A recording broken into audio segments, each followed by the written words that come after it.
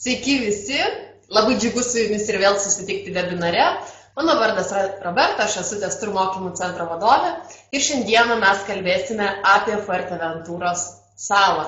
Taigi, jeigu yra tokių, kurie prisijungėte šiandieną pirmą kartą, trumpai priminsiu, kad štai čia kairėje pusėje matote prisijungusių dalyvių sąrašą, o dešinėje pusėje apačioje galite užduoti savo klausimus, į kuriuos man šiandieną padės atsakyti mano kolegė Irma iš rezervacijų skyriaus, kuri kartu su manimi praeitą savaitę lankėsi štai šioje nuostabioje Fuerteventuros saloje. Taigi pirmiausia, norėjau pasiklausti jūsų, ar matot, ar girdit ir ar galime pradėti. Labai džiugu. Tad apie kągi kalbėsime šiandieną? Pirmiausia, pateiksiu bendrą informaciją apie salą, ką reikėtų žinoti agentams, apie mūsų skrydžius, apie transportą saloje, apie maisto kainas, paplūdimius, taip pat skėčių gultų kainas. Kalbėsime, kodėl verta rinktis poilsį Fuerteventuros saloje, aptarsime, kokiuose kurortuose siūlome poilsį ir taip pat pasižiūrėsime, kągi galima pamatyti atostogaujant štai šitoje saloje. Tad Fuerteventura yra seniausia Kanarų salyno sala, įsikūrusi Atlanto vandenyne. Jinai susiformavo netgi prieš 20 milijonų metų, jos istorija prasidėjo su ugnikalnio išsiveržimu. Tai yra antra pagal dydį sala po Tenerifės. Nors Fuerteventuros pavadinimą labai populiaru yra sieti su stipriais vėjais, kurių čia būna tam tikrais mėnesiais ypatingais, vėliau papasakosiu kada. Tačiau pačiame pavadinime Fuerteventura išvertus iš ispanų kalbos yra užkoduotas stiprus likimas arba stiprus nuotykis. Iš tiesų, nuotykių čia patirti galima ir pamatyti daug įspūdingų dalykų. Pati sala priklauso biosferos rezervatui ir yra saugoma UNESCO, yra saugoma visa sala. Negalima statyti pakrantėse daugiau įvairiausių pastatų, negu kad yra dabar. Na, o salos sostinė yra Puerto del Rosario miestas, būtent jame ir yra įsikūręs pats aukščiausias tas salos pastatas, kuris yra vos 9 aukštų. Sala yra 100 km ilgio ir 30 km pločio, beje, Handijos regionas, štai šita dalis, kadaise buvo atskira sala, kuri išsiveržus ugnikalniui susijungė su Fuerteventura ir tapo jos pusiasaliu. Kokiagi bendrą informaciją apie šitą salą reikėtų žinoti? Fuerteventuroje yra vienas oro uostas, įsikūręs salos viduryje. Mūsų skrydžiai Fuerteventurai yra organizuojami nuo spalio 1 dienos iki lapkričio 12 dienos. Tada yra galimas paskutinis išvykimas 7 nakvynių trukmei, o vėliau skrydžiai prasideda nuo kovo 25 dienos ir tęsiasi iki balandžio 22 dienos. Tada taip pat yra galimas paskutinis išvykimas 7 nakvynių trukmei. Skrydis yra vykdomas su Small Planet Airlines aviakompanija, trunka kiek ilgiau negu 6 valandas, tad rekomenduokite turistams maitinimą lėktuve įsigyti iš anksto arba pasirūpinti maistu lėktuve patiems. Maksimalus nemokamai leidžiamas gabentis bagažo kiekis yra 15 kg, taip pat priklauso 5 kg rankinio bagažo, na, o sportinis bagažas jau yra už papildomą mokestį. Ir reikėtų atkreipti dėmesį į tai, kad sportinio bagažo gabenimas turi būti suderintas su aviaskyriumi iš anksto.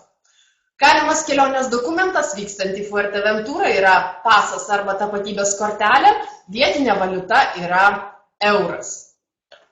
Šalia sostinės Puerto del Rosario yra 3 uostai.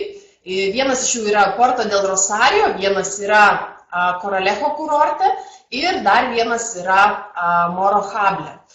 Puerto del Rosario uostas yra daugiau krovininis, na, o keleiviniai uostai yra Coralejo uostas, taip pat Morro Hable uostas. Iš Coralejo uosto galima nuplaukti į visai šalia esančią Lobo salą arba Tenerifės salą, į Lanzarotės salą, o iš Morro Hable uosto galima nuplaukti į Tenerifės salą. Saloje taip pat yra labai populiaru nuomotis automobilį, tą galima padaryti ir kurortiniuose miesteliuose, ir pačiuose viešbučiuose. Taip pat išsinuomoti automobilį galima tiesiogiai iš testur atstovo už gerą kainą. Automobilio nuoma dienai saloje kainuoja maždaug nuo 35 eurų Jeigu nuomotis ilgesniam laikui, tai, pavyzdžiui, 5 dienoms, tai tuomet galėtų būti truputėlį mažesnė kaina, 33, gal netgi 30 eurų dienai. Automobiliai saloje yra tvarkingi, pakankamai nauji. Pavyzdžiui, Mini Cooperį 4 dienoms galima būtų išsinuomoti saloje už maždaug 160 eurų. Degalų kainos, kaip matote, yra palankios, man regis netgi dar geresnės negu kad Lietuvoje. 95 benzino 1 litras kainuoja 0,96 euro centų, taigi nepilnas euras. Dizelinas dar geresnėmis kainomis maždaug 86 euro centrai, kai kuriuose kurortuose galima rasti netgi ir dar palankesnių kainų. O po pačią salą kursuoja ir viešasis transportas, bilieto kaina kurortą važiuoti yra maždaug apie 1,40 €. Jeigu važiuoti automobiliu nuo šiaurinėje pusėje esančio Kuralecho kurorto iki oro uosto užtruksite maždaug apie 30-40 minučių, iki pietuose esančių kurortų nuo oro uosto su automobiliu maždaug apie valandą su trupučiu. Nuo šiaurės iki pietų per salą galima pervažiuoti automobiliu maždaug per 1,5–2 valandas. Saloje vyrauja ispaniška virtuvė, yra labai populiarios įvairios užkandėlės, dar kitaip vadinamos tapas, taip pat labai populiarios jūros gėrybės, šviežiai pagauta žuvis, kadangi saloje iškrenta labai mažai kritulių, augmenija saloje yra skurdi, užtat prie tokio klimato labai prisitaikė gyventi ir misti tokiais įvairiausiais krūmeliais, kupsteliais yra ožkos. Tad nacionalinis patiekalas yra keptas ožiukas, kuris dar kitaip vadinasi kabrito arba kabrito frito, pavadinimą parašysiu. Taigi kabrito rekomenduočiau paragauti viešint Fuerteventūroje. Saloje taip pat yra gaminamas ir ožkų sūris, kuris beje yra pelnęs netgi geriausio pasaulio pusiau kieto sūrio apdovanojimą. Taip pat saloje labai populiari yra ir troškinta jautiena, kiauliena, triušiena, taip pat populiari. Kaip ir Tenerifės saloje yra patiekiamos tokios ilgai sūriame vandenyje virtos bulvės, dar yra vadinamos papas arugadas, ir paprikinis arba žolelių padažas, kuris vadinasi mojo, rašosi mojo tas padažas. Kalbant apie kainas kavinėse, pica, margarita pica galėtų kainuoti maždaug nuo 5–6 eurų, kitos kiek brangiau būtų picos, makaronai maždaug nuo 8 eurų, įvairios tapas užkandėlės 2 asmenims. Užkandėlės, tai turėkime omeny, kad tai nėra vien tik tai sumuštiniai, galėtų būti ir įvairiausi maži kalmarai, alyvogės, ir visokie kiti skanėstai. Tai 2 asmenims galėtų kainuoti maždaug apie 29 eurus. Taip pat populiarios įvairios žuvis keptos ant grilio. Jeigu rinkinys 2 žmonėm, tai irgi panašiai galėtų kainuoti 29 eurai. Dienos žuvis būtų pigesnė, maždaug apie 15 eurų. Vegetarinė paelija, tai yra troškinys, toksai su ryžiais, kainuotų maždaug apie 13 eurų. Jeigu būtų su jūros gėrybėmis arba mėsa, tai tuomet kainuotų apie 17 eurų. Maisto prekių parduotuvėje kainos yra panašios kaip Lietuvoje, vaisiai yra netgi kai kas pigiau negu kad Lietuvoje, sūris, mėsa truputėlį brangesni, vyno kainos maisto prekių parduotuvėje yra netgi truputėlį geresnės negu pas mus perkant vinotekoje. Taigi kainos plus minus yra panašios negu kad Lietuvoje. Tad kodėlgi turistai trokšta atostogų šitoje saloje? Vienas iš dalykų tai yra Fuerteventūros paplūdimiai. Jie yra ilgiausi visame Kanarų salyne. Sakoma, kad šita sala yra rojus saulės paplūdimių ir vandens sporto entuziastams. Čia yra ir balto smėlio paplūdimių, ir juodo smėlio paplūdimių. Vaikučiams yra labai patogus įbridimas.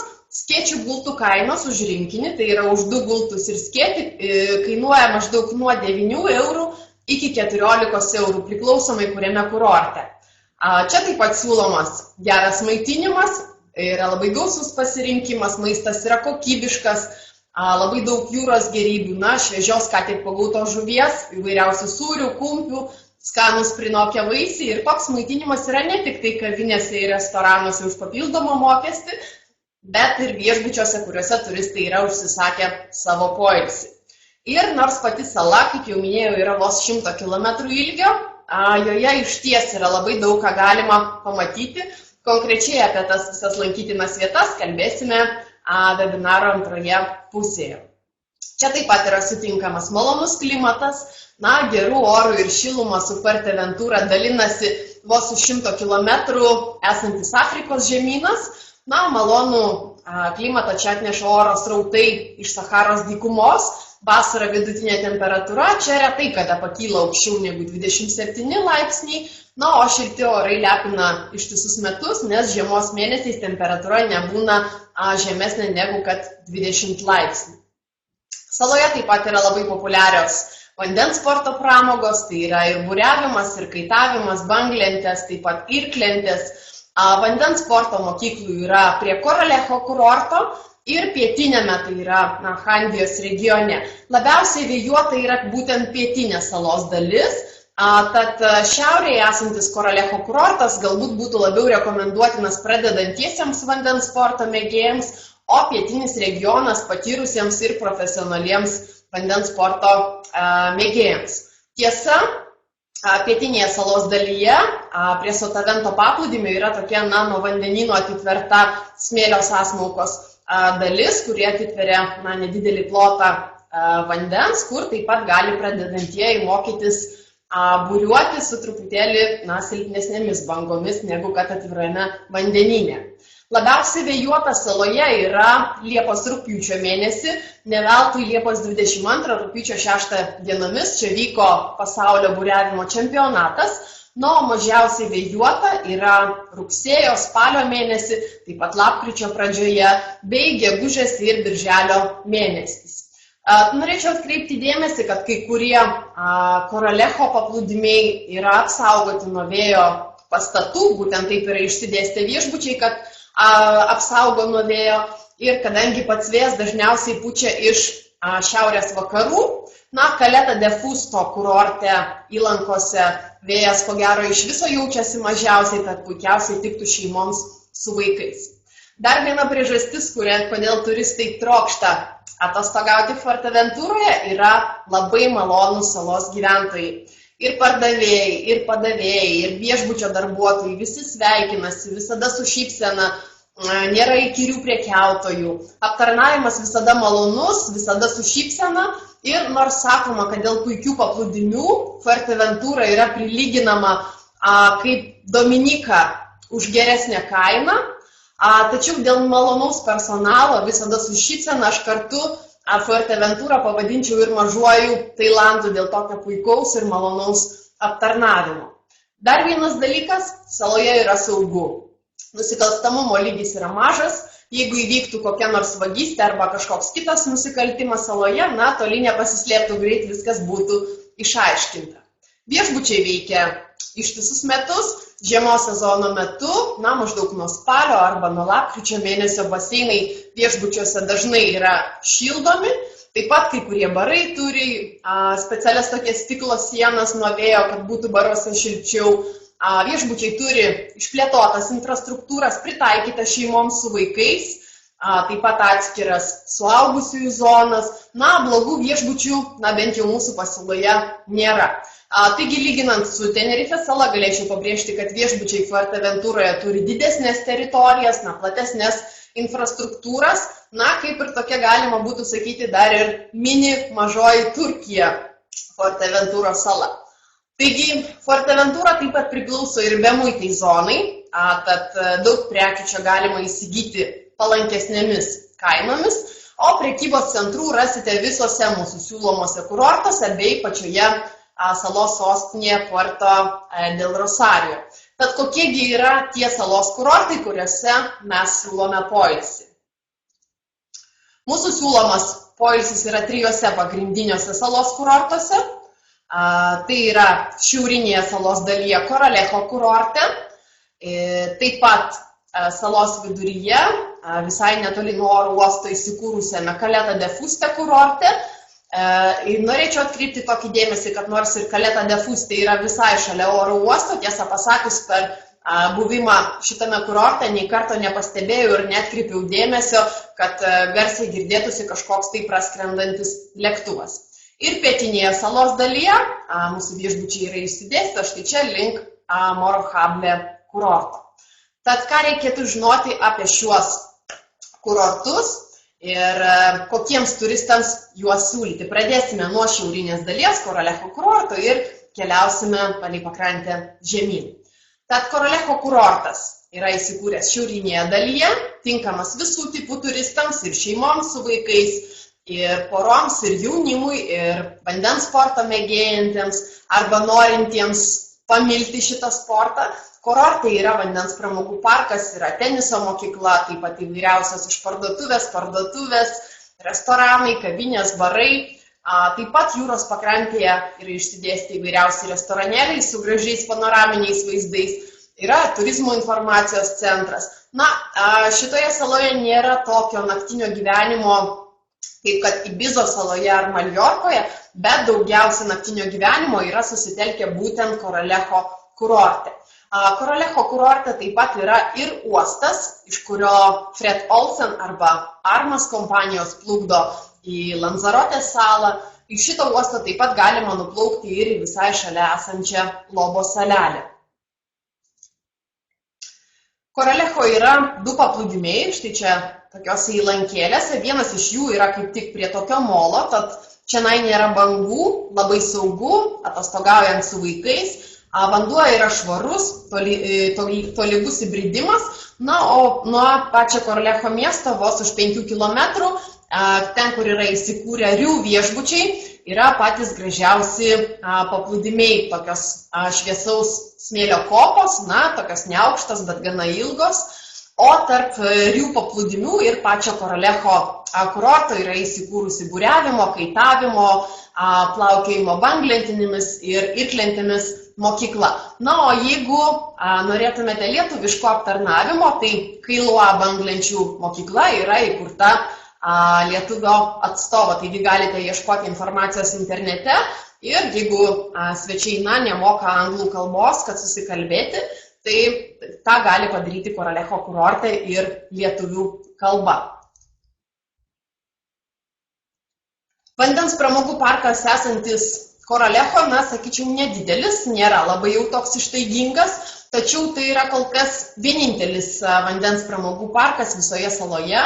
Ir nors salos pietuose įsikūrusiame zoologijos ir botanikos sode, kuris vadinasi Oasis Park, yra planuojama pastatyti didžiulį vandens parką savo teritorijoje, vis tik tai Coralejo kol kas yra vienintelis vandens pramogų parkas. Pačiame kurorte, kaip jau minėjau, daugybė įvairiausių parduotuvių, išparduotuvių, netgi ir buriavimo aprangų, sportinių aprangų išparduotuvių taip pat galima rasti. Yra įvairiausių barų, kavinių, prekybos centrų, atrakcionai vaikams. Restoranėliai šiuo metų laiku, vakarais tai išties būna netgi ir pilni, viešbučiai taip pat vasarą yra užpildyti beveik 100%. Taigi Coralejo kurortas yra gana gyvas, didelis kurortas ir nors nesu tokiu audringu, bet pačiu didžiausiu naktiniu gyvenimu saloje. Sekantis kurortas tai yra Caleta de Fustas, jisai yra įsikūręs salos viduryje. Jame taip pat yra parduotuvių, kavinių, restoranų, veikia kazino, yra barų, yra karaoke baras. Taip pat veikia bowlingas, yra kino teatras, yra prekybos centrai, netgi galima rasti vieną kitą diskoteką. Paplūdimys yra smėlio besitęsiantis per pakrantę ir užsibaigiantis taip pat gana didelę įlanką. Ten yra mažiau bangų, taigi puikiai tinkama poilsiui su šeima, poilsiui su vaikais. Ir aplamai, ko gero, Caleta de Fustas yra mažiausiai vėjuotas kurortas, kuriame mes siūlome poilsį. O už Elba grandinės viešbučių, kurie yra išsidėstę štai šitoje vietoje, truputėlį gilyn link kalno, tolyn nuo vandenino yra įsikūrę netgi 2 golfo klubai, vienas iš jų būtent ir priklauso Elba viešbučių grandiniai. O į šiaurę nuo Caleta de Fusta už kelių kilometrų yra įsikūrusi Costa de Antigua, tokia gyvenvietė nedidelė, kurioje taip pat mes siūlome keletą viešbučių. Išskirtinumas yra tas, kad gyvenantis Costa de Antigua gyvenvietėje prie viešbučių pačių nesimaudo, o turi nemokamą nuvežimą iki Caleta de Fusto kurorte įsikūrusių prekybos centrų, nuo kurių jau pėstute pasiekiamas yra ir paplūdimys. Tas nuvežimas, kaip jau minėjau, yra nemokamas. Na, skėčiai gultai Caleta de Fusto kurorte, už 2 gultus ir 1 skėtį sumokėsite maždaug apie 10,5 €. Jeigu norėtumėte išsinuomoti 1 gultą ir 1 skėtį, tai sumokėsite maždaug apie 7 €. Taigi šitą kurortą, Caleta de Fusto kurortą, galima siūlyti šeimoms su vaikais pirmiausia, taip pat poroms, ramesniam poilsiui, golfo mėgėjams. Na, galima siūlyti ir jaunimui, kuriems vakarais užtektų pramogų įvairiuose stilinguose baruose.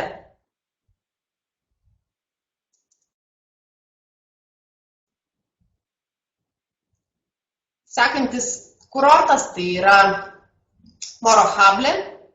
Dar kitaip jisai gali būti vadinamas ir internete, galite rasti informacijos, jis dar kitaip gali būti vadinamas Handija, įsikūręs jau pietinėje salos dalyje. Čia taip pat yra daug parduotuvių, kurios yra išsidėstę. Matau, kad kažkas rašo, kad yra techninių kliūčių, kaip kitiems, ar girdit, ar matot. Taigi atsiprašome už techninius nesklandumus. Norėjau pasiklausti, ar dabar ar girdit, ar matot ir ar galime pratęsti. Labai džiugu. Taigi pradėsime nuo Morohable kurorto. Jisai dar kitaip internete arba spaudoje gali būti vadinamas kaip Handijos kurortas, įsikūręs jau pietinėje salos dalyje. Čia taip pat yra labai daug parduotuvių išsidėstę, įvairiausių restoranėlių, dar iki pačio Morohable kurorto. Jisai yra maždaug štai šitoje vietoje, tačiau yra Iberostarai, yra Barčelo viešbučiai, prie kurių jau prasideda pirmieji prekybos centrai. Čia galite rasti ir Mango, Lacoste, parduotuvių ledų, parduotuvių sulčių, suvenyrų parduotuvių įvairiausių, taip pat kosmetikos, veikia vaistinė. Morohable kurorte yra keli barai ir netgi diskoteka veikianti iki ryto. Taip pat yra uostas, iš kurio plaukia laivai Tenerife. O šalia uosto yra Kareta vežliukų veisykla. Pats Morohable miestelis yra gana didelis, ten yra daug vietinių gyventojų, jisai yra įsikūręs maždaug keli kilometrai nuo štai šitų viešbučių, kuriuose siūlome poilsį. Šie viešbučiai Sol viešbutis jų būtų pačiame Morohable kurorte. Tačiau Morohable kurorte galima centre rasti įvairiausių restoranėlių su panoraminiais vaizdais, taip pat drabužių parduotuvių, kosmetikos parduotuvių, kirpyklų. Kavinaitėse labai dažnai čia galima sutikti ir vietinių gyventojų. Taip kad Morohable būtų tinkamas taip pat visų tipų turistams, ir poroms, ir vandens sporto mėgėjams, ir jaunimui, nors naktinio gyvenimo čia yra kiek mažiau negu kad Korolecho kurorte, bet šiek tiek yra. Yra puikių viešbučių, kurie yra pritaikyti šeimoms su vaikais. Tik tai atkreiptinas dėmesys, kad jeigu rekomenduosite vandens sporto mėgėjams, ko gero jie turėtų būti labiau patyrę. Kadangi pati pietinė salos dalis yra labiau vėjuota, tie vandens sporto mėgėjai, ko gero, turėtų būti labiau įgūdę ir į paplūdimį toje vietoje, ypatingai prie Iberostar viešbučių, taip pat prie Barčelo grandinės viešbučių, galima patekti tik tai praėjus tokią natūralią užliejamą pievą. Pats paplūdimys yra labai gražus, smėlio, šviesaus tokio smėlio su žydra pakrante. Priešais šitos viešbučius, priešais Iberostarus, priešais Barčelo viešbučius galima pamatyti pavienių buriuotojų, tačiau jų išties yra nedaug. Kaip pasakė viešbučio atstovė, čia yra gana pavojinga, ko gero, buriuoti, nes galima sutikti uolų. Daugiausia buriuoja prie Sotavento paplūdimių, kurie yra įsikūrę tarp Morohable kurorto ir Costa Calmos kurorto, būtent prie Sotavento paplūdimių.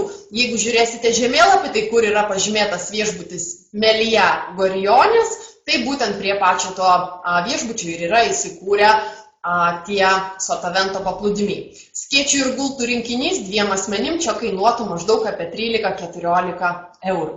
Tai tiek apie kurortus, kuriuose mes siūlome poilsį.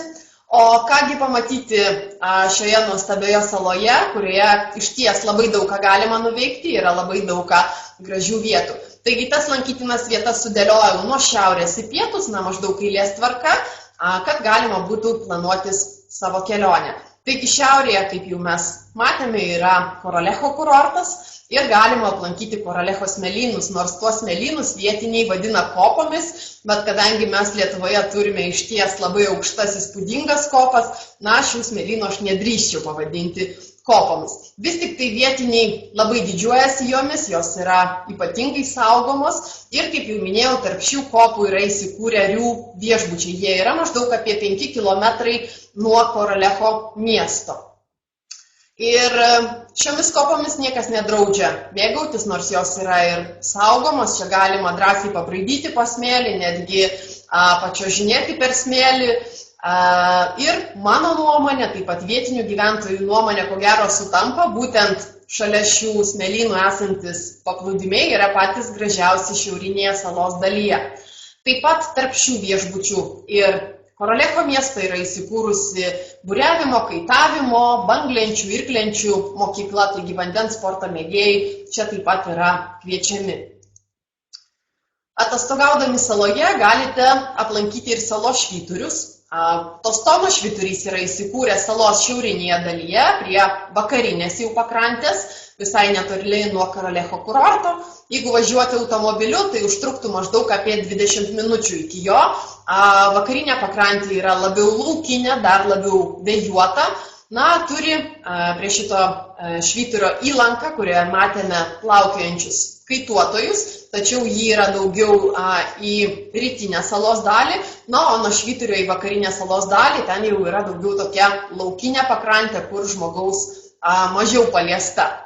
Taip pat čia yra įkurtas ir tradicinės žvejybos muziejus, o visai netoliese esančiame Elkotilo kaimelyje galima pamatyti ir tokią apvalios formos fortą, kuris buvo pastatytas 1790 metais ir jo paskirtis buvo apsisaugoti nuo piratų invazijos. Taigi Elkotilo taip pat yra mėgiama profesionalių buriuotojų, kaip jau minėjau, ta pakrantė yra labiau vėjuota. Tiem, kam patinka didelės bangos, kam patinka labai stiprus vėjas. Taip pat saloje be šito švyturio ir Chandijos švyturys, o arčiausiai Afrikos kelią laivams rodo ir Enteljados švyturys. Atostogaujant Fuerteventuroje galima mėgautis puikiais smėlio paplūdimiais, tačiau vienai dienai imti ir nuvykti pasigrožėti į kaimyninę visai kitokią pakrantę turinčią ir vulkaninę gamtą turinčią Lanzarotės salą. Iki Lanzarotės salos nuo Koralecho yra plaukiama keltu apie 40 minučių. Pati sala gavo savo pavadinimą nuo tyrinėtojo Lanzarotės Malocelo vardo ir nors šita sala yra mažesnė už Fuerteventurą, joje gyvena apie 143 tūkstančiai gyventojų. Fuerteventuros saloje maždaug apie 107 tūkstančiai gyventojų. Pačioje Lanzarotės saloje pamatysite vienodo tokio stiliaus namelius su baltu, su žaliomis arba rudomis langinėmis. Daug kas šitoje saloje buvo suprojektuota architekto Cezario Manrikės, kuris įkvėpimo ieškojo būtent per gamtos spalvų, todėl ir atsirado ta balta spalva, tai yra kriauklyčių spalva, žalia spalva, vynogynų spalva, rudos spalvos yra išties daug. Pati Lanzarotės sala garsi savo kvėpuojančiais ugnikalniais, kurių yra priskaičiuojama netgi 300, tad ne veltui šita sala dar yra vadinama ugnikalnių namais. Lanzarotėje ekskursijos metu galima aplankyti porą gražių uolų su požeminiais baseinais bei ugnikalnių nacionalinį parką Timanfaya. Be Lanzarotės salos visai šalia, štai čia iš Fuerteventuros salos yra daryta nuotrauka, yra matoma ir Lobo sala, kuri yra štai tokia pailga, o horizonte išryškėja ir pačios Lanzarotės siluetas. Taigi Lobo sala išvertus į lietuvių kalbą reiškia vilkų sala, ji tai buvo pavadinta dėl aplink salą gyvenančių jūros liūtų, tačiau pastarieji buvo išgaudyti maistui, taip pat dėl jų odos, dėl riebalų. Tad dabar pakrantėse labai retai kada galima pamatyti plaukiojančius jūrų liūtus. Nuplaukti į Lobo salą kainuoja maždaug apie 15 eurų, jeigu esate vietinis gyventojas, tuomet kainuos 12 eurų. Pati Lobo sala yra negyvenama sala, kuri yra įsikūrusi vos už 2 km nuo Fuerteventuros salos. Jos plotas yra apie 4,5 kvadratinio kilometro, taigi saloje galima pasivaikščioti, pamatyti įvairiausių gyvūnų rūšių, daug įvairiausių paukščių rūšių, taip pat net apie 130 augalų rūšių, žmogaus nepaliestos tokios gamtos. Saloje beje yra įkurtų ir restoranėlių kavinaičių, kur galima būtų užkąsti, taip pat yra ir žvejų namelių, tačiau išvyka į Lobo salą daugiau yra vienos dienos išvyka.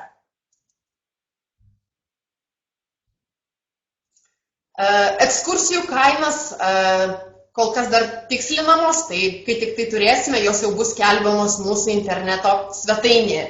Na, o dar viena lankytina vieta yra Fuerteventuros šiaurės rytuose įsikūręs Tindaja kaimelis, kuriame beje galima paragauti tikro salos pasididžiavimo, tai yra ožkų pieno sūrio. Tačiau šita vietovė garsėja ne tik tai puikaus skonio sūriais, visai šalia jos stiebėsi net 400 metrų aukščio to paties pavadinimo viršukalne. Tai yra laikomas netgi šventu šis Tindajos kalnas, kurio šlaitai yra išmarginti daugiau nei 300 žmogaus pėdos formos raižinių. Na, kaimelio ir salos gyventojai tiki, kad šituos pėdsakus paliko dievai, taigi galima atvykti ir aplankyti Tindajos kaimą ir Tindajos kalną. Betancurija, tai yra senoji salos sostinė, kuri yra įsikūrusi salos viduryje, arčiau vakarinės pakrantės. Na, priežastis, kodėlgi buvo pasirinkta tokia vieta, yra piratų atakos. Betancuriją įkūrė normanų užkariautojas Betankurtas 1405 metais, jo garbei ir pavadintas miestelis. Na, svarbiausių miestų centrinėje salos dalyje Betancurija išbuvo gana ilgai, iki pat XIX amžiaus. Taigi čia galima pamatyti iki šiol išlikusios tokios senosios statybos pastatų, aplankyti katedrą, archeologijos muziejų, įsigyti vietinių menininkų dirbinių. Na, o nuo Caleta de Fusto kurorto iki Betancurijos būtų maždaug apie valandą kelio. Jeigu važiuoti iš Coralejo kurorto arba iš Morojable kurorto, tai užtruktų maždaug apie 1,5–2 valandas. Taip pat saloje yra tokia nedidelė, gana tokia linksmo pavadinimo Ahui gyvenvietė, kuri yra įsikūrusi vakarinėme salos krante, tačiau turi savo paplūdimį, kurie maudosi vietiniai gyventojai, tačiau jis yra akmenuotas, šalia yra labai gražios uolos. Tačiau šitas kaimelis yra žymus tuo, kad jame yra įsikūrę maždaug kokie 5–7 žuvies ir jūros gėrybių restoranėliai, kuriuose galima paragauti nuostabaus skonio, šviežios, ką tik tai pagautos ir pagavintos žuvies bei jūros gėrybių. Šitie restoranėliai jie neturi prabangios aplinkos, bet užtat turi kitą labai didelį privalumą, tai yra puikia kaina ir be abejo pasižymi kokybiškų šviežių maistų. Didelė lėkštė žuvies su salotomis, taip pat nemokamai vanduo, vynas, užkandėlės, galima būtų gauti už maždaug 5–7 eurus asmenį. Na, o pavalgius restoranėlėje galima pasivaikščioti takeliais įrengtais šitoje vietoje palei vandenyną. Dar viena lankytina vieta saloje tai yra druskos muziejus, jis yra įkurtas Las Salinas mieste, kiek labiau į pietus nuo Caleta de Fusto kurorto. Čia galima susipažinti su druskos istorija, su tradicijomis, papročiais, kurie susiformavo per daugelį metų, pamatyti, kaip jinai buvo išgaunama. Pats muziejus yra padalintas į 2 dalis. Pirmoji zona yra įrengta gana moderniai, tokiame pastate, kur galima garsinėmis vaizdinėmis priemonėmis susipažinti, kaip buvo išgaunama druska, kokia yra jos svarba žmonijai. Na, o antroji muziejaus dalis yra lauke po atviru dangumi. Čia taip pat druskos muziejuje galima įsigyti įvairiausios druskos produkcijos. Beje, vietinė druska yra labai naudinga ir padeda, jeigu, pavyzdžiui, skalauti gerklę esant peršalimui, arba labai maloni įvairioms vonioms procedūroms. Taigi mūsų atstovai iš Ispanijos išbandė jau šitą dalyką, sako, išties labai gerai veikia. Saloje yra ir išlikusių senovinių miestelių. Antigua miestelis yra, ko gero, vienas seniausių salos gyvenviečių, pastatytas dar 17 amžiuje. ir turintis apie 3000 gyventojų. Čia galima pamatyti ir 1785 metais statytą bažnyčią. Na, visuomenė jinai yra atidaryta rytais ir kartais per pietus, tad Antigvą geriau būtų lankyti rytinėje dienos dalyje. Miestelio gyventojai taip pat didžiuojasi ir atnaujintų vėjo malūnų, kuriame yra įrengtas kultūros centras, taip pat veikia muziejus, yra parduodami vietos menininkų darbai. Na, o dar vienas labai panašus miestelis į Antigvą, tai yra Pachara. Jis yra panašus tuo, kad jame taip pat yra išlikusi senovinė bažnyčia, tačiau pastaroji Pachara miestelėje garsėja savo skulptūromis. Šie abu miesteliai yra salos viduryje ir beje netoli vienas nuo kito. Būnant Fuerteventuros saloje būtų nuodėminga neaplankyti alijošiaus fabrikų.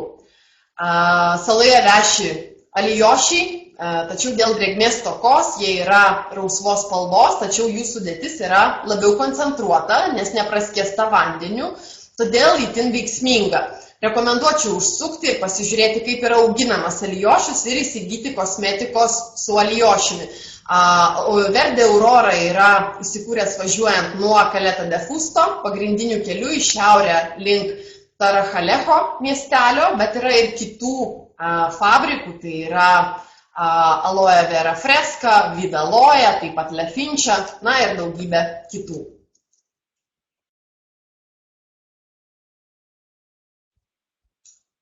Oasis parkas 1986 metais įkurtas kaip dekoratyvinių augalų parduotuvė, kurioje šalia kurios buvo ir vienas kupranugaris, na, pirkėjams papramogauti, dabar užaugo į milžinišką botanikos ir zoologijos sodą, kuris beje yra netgi didesnis negu Tenerife saloje esantis Loro parkas.